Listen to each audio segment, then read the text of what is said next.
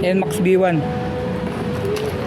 Nakalas na natin yung panggilid, pero ganito yung tunog niya, oh.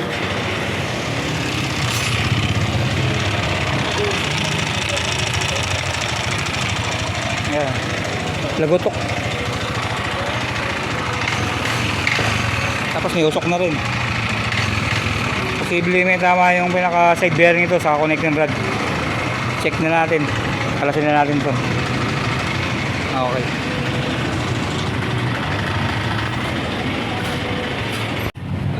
Yun, nakakalas-kalas na natin yung kaha. Nakakalas na rin yung kalbog. Yan. Yan yung mga wiring. Maraming kalasin din. Tandaan na lang yung ano, posisyon niya para sa pagbalik ulit. Yan.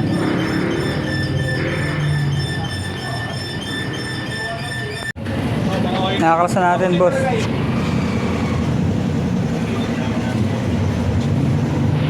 Ibiyakin na lang, okay na to.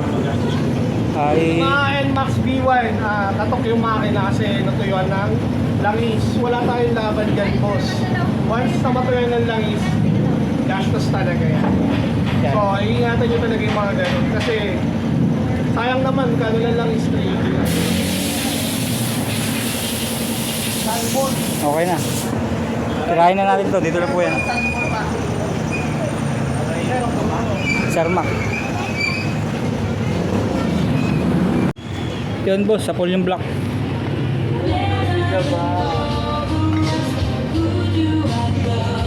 Si piston. Oras na!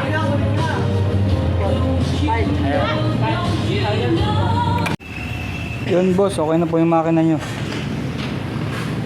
Nalinisan na rin.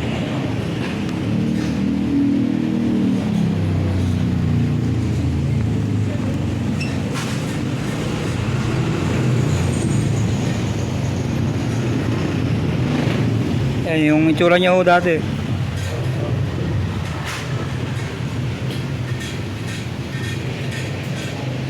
Ayan, ito linisan na lang natin ito. Nauna lang kasi ito.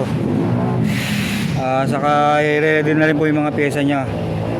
Genuine parts. Yan, okay.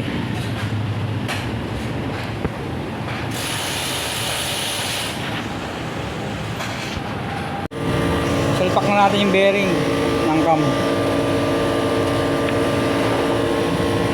Genuine din papalit natin. Yan. Yung maliit saka yung malaki. Okay. Yun, boss, okay na yung makina. Nasalpak na natin. Nakakabit na natin yung naka head block, lahat, loob. Ang loob na timing na rin. Nabalb clearance na lang yung panggilid na lang. Sasalpak na lang po. Salpak na natin pesa ng mga panggilid niya. Tapos pwede lang ikasa to. Maya mabubuo na to. Pwede nyo na ito makuha.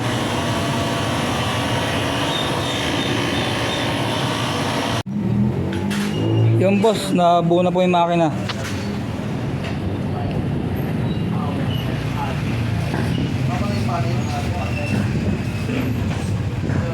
Kakasa na lang po natin.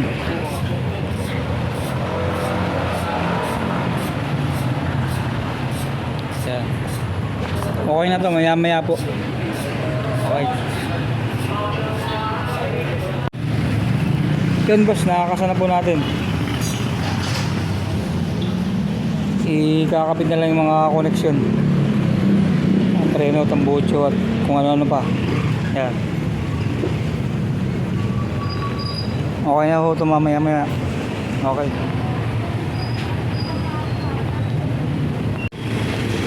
Yan, boss, okay na po yung motor nyo. Maandar na. Nakakabit-kabit na lang po yung mga cover, upuan. Tapos nakabit ko na rin po yung regulator nyo. Okay na rin po. Ga-charge na.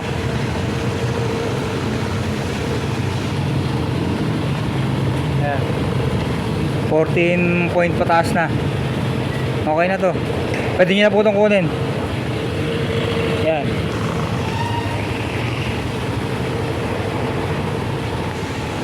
Yan. Ayos na.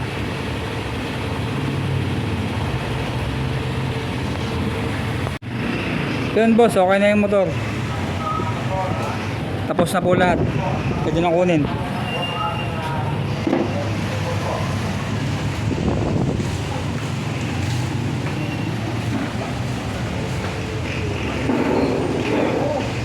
Yan, okay. Sa gusto magpagawa, dito lang po yan, oh.